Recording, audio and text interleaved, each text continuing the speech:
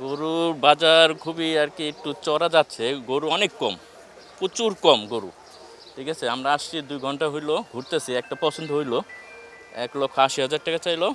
আমি 1,40,42 পর্যন্ত বললাম, তারপরও দিচ্ছে না আর কি।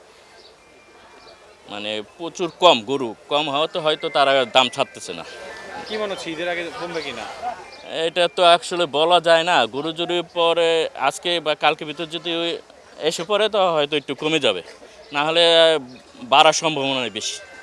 আসলে এই যে এত গরুর মধ্যে আসলে নিজের পছন্দের গরু কি পছন্দ করতে আসলে কতটা হিমশিম খেতে হয়? না, পছন্দ করার মতন গরু আছে, কিন্তু দামের হিসাব দিয়ে মানে দামের মানে এটার দিক দিয়ে আর কি পছন্দ হচ্ছে না। আমরা যেহেতু মধ্যবিত্ত লোক, আমাদেরও একটা টার্গেট থাকে, এই টার্গেট আসলে মিলানো খুব কঠিন। গরু নিয়ে এসেছি 46টা ভাই। বিক্রি হয়েছে 4টা ছোট গরু। আর হাট তো এখনও আল্লাহর রহমতে ভালো লাগি নেই, ক্রেতা নেই।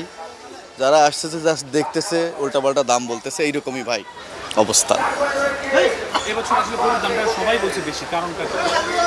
কারণটা আসলে কিভাবে বলবো এটা আসলে আমার জানা নেই। আর সব মিলে গরু বাছুর তো যা আসে প্রতি বছর আরও অ্যাভেলেবেল হওয়ার দরকার।